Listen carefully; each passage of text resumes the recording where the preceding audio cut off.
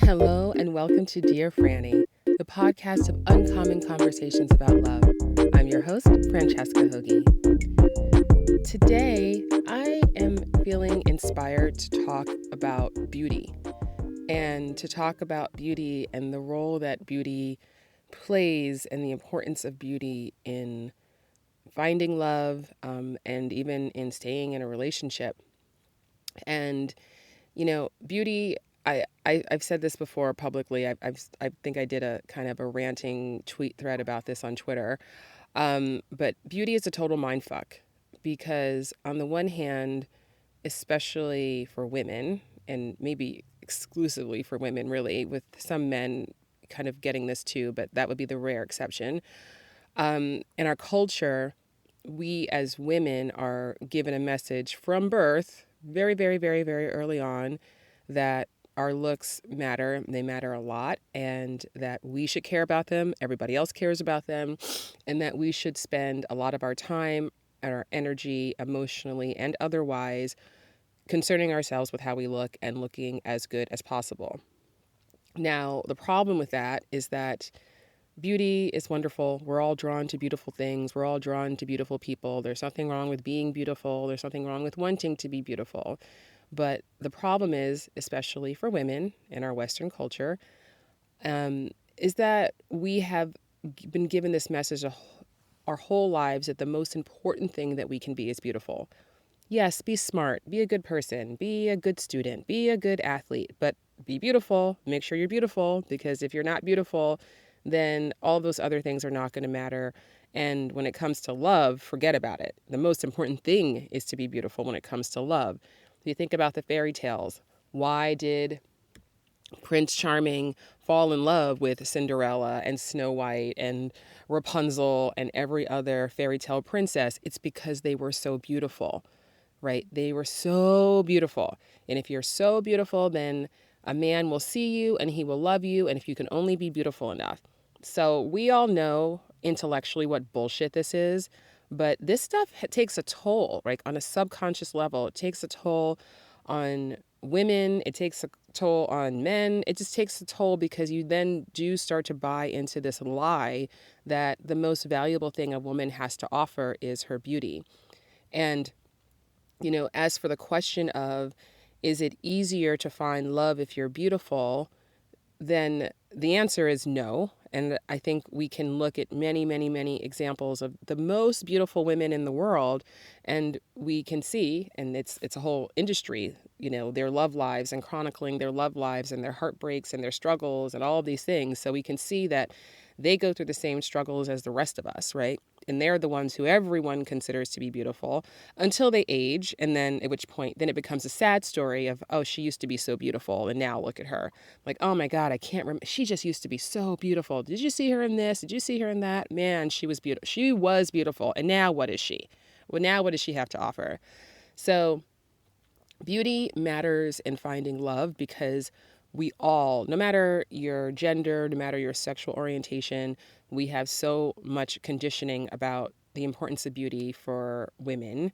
And I think gay men can relate to this a lot too. There's definitely some gay men can, and in that community, in that culture, a lot of these same issues apply in terms of really valuing beauty and youth and having people identify so strongly with that, so that when you get older and when your beauty fades, because it all fades, right? Like these physical bodies of ours they're fragile, like they are going to age, and we're going to show that age. And even though our culture tells you that showing your age is the worst thing that you can do, and you have to have anti-aging and reverse aging, and everyone has to look forever 21, like literally look forever 21.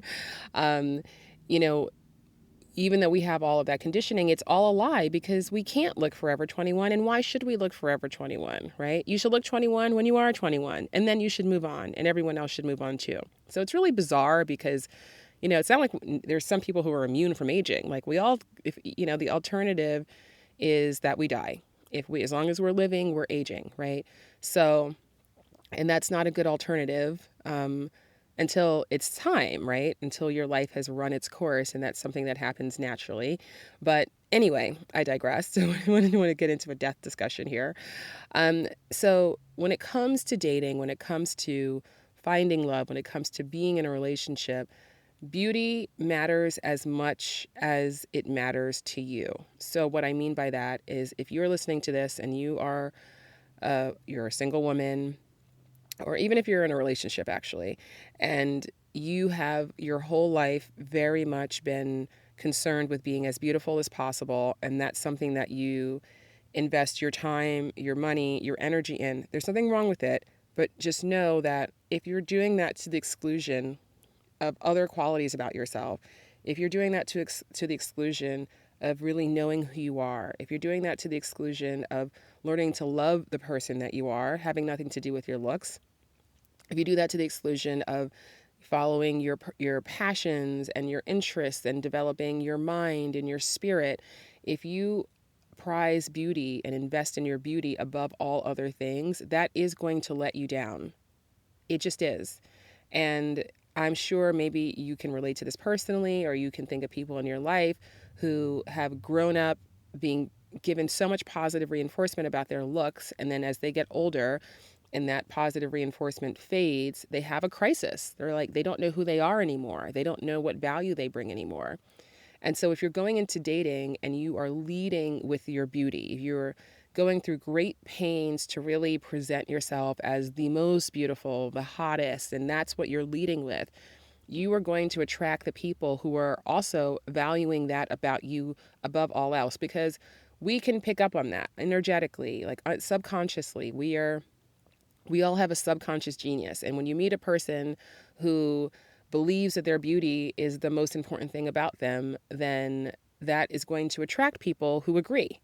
And so, when you hear these stories of these beautiful women who've been cheated on, or, left by their husbands, and, as they've gotten older, and all of this nonsense that happens, and then everyone goes, well, but she used to be so beautiful, and look at her now. Almost like you deserve to be left if you're not beautiful, if you're not, you don't look the way you looked when you were 21. I mean, it's offensive and it's outrageous. And I mean, talk about a double standard, right? So beauty is capital 100%. So if you have been genetically blessed with being a person who is considered beautiful in our culture, then you're going to reap rewards of that. Absolutely. And that, there's nothing to be ashamed of. It's a gift to be beautiful. It certainly is. But at the same time, just know that balancing that and turning inward and figuring out all of the other things that make you beautiful, all the other things that make you interesting, all the other things that make you so uniquely you, all of those things on the inside, investing in those things, those are the things that are going to last a lot longer than physical beauty.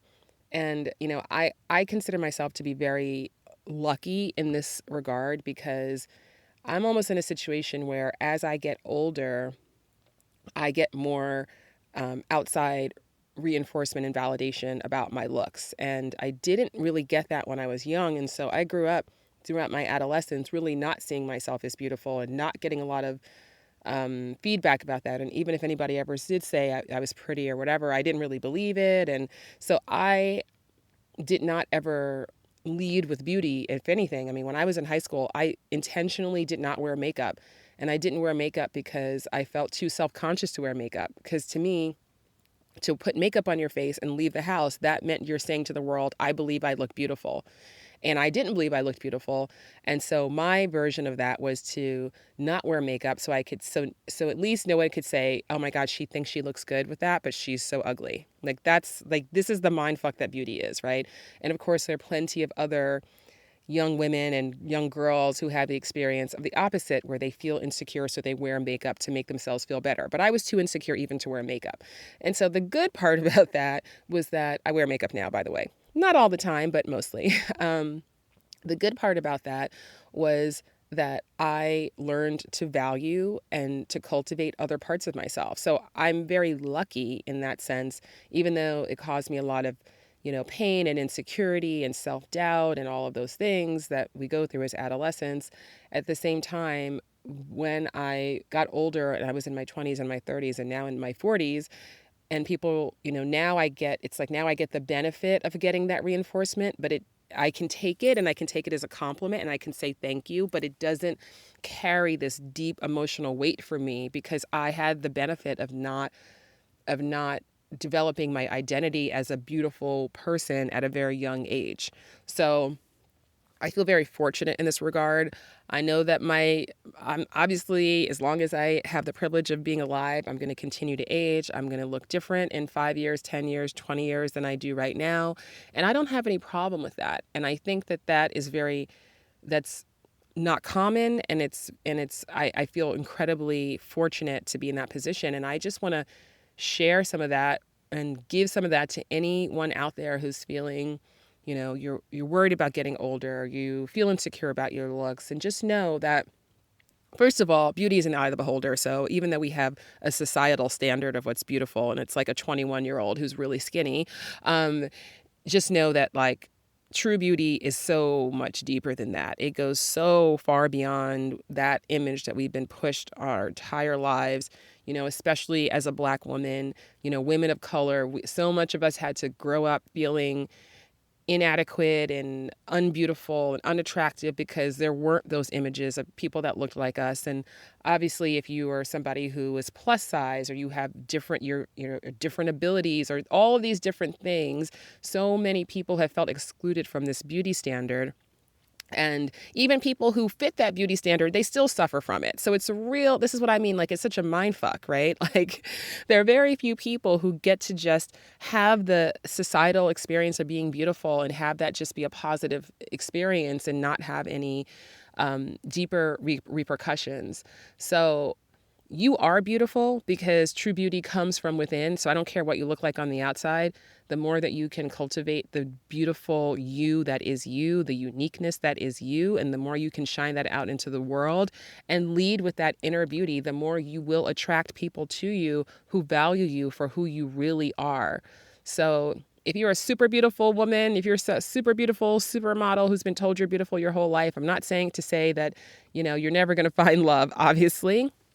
And if you're someone who no one's ever called you beautiful, also, I'm not saying that you're never going to find love. I'm saying that no matter what we look like on the outside, it's such a cliche, but it is so true that what is on the inside is what counts. And the more that we cultivate that, the more we let that beauty within us shine out into the world, the more people are going to be drawn to us, and the more people are going to be drawn to us who value us for who we really are, and not for some external traits that may look real good right now. But, listen, if your relationship works out in 10 years, 20 years, 30 years, 40 years, you're both going to look real different. So you better love the people that you are, because if all you're basing your attraction and your decision to be with someone is on what they look like on the outside, at this moment in time, you're really setting yourself up for some disappointment, and you are selling yourself short. So that's my beauty rant for today. I hope you find it thought-provoking, and I hope that, I don't know, maybe it'll approach it'll help to change your approach to how you date, to what you're leading with, to how you're presenting yourself to others, to what you're valuing in others. And if you're in a relationship, hopefully it'll also help you to change your relationship with yourself and with your partner. And, really, it's never too late to start going deeper. It's never too late to learn to love yourself more and to know yourself more. I mean, I personally think that knowing yourself is like a lifelong process, and I continue to be amazed. I'm the most self-reflective person. I feel like, I spend half of my time reflecting on my inner life, and I'm still surprised. So I'm like, wow, how have I never had this insight before? I'm like addicted to insight. But anyways, I hope that you've enjoyed this minisode of Dear Franny. And if you are enjoying the show, please rate, review, subscribe, share this podcast, send it to your friends, post it on your social media, connect with me on social media. I'm at Dear Franny on everything: Twitter, Instagram, Facebook, Snapchat, TikTok, LinkedIn. I mean, literally everything. And you can also stay in touch with the podcast at Dear Franny Podcast on Facebook and Instagram. I appreciate you so much. I know that your time is precious, and I do not take for granted that you spent a bit of it with me today. So wherever you are in the world, I thank you. I appreciate you. I see your beauty. I hope that you can see it too. And I hope that you have a beautiful day. Thank you.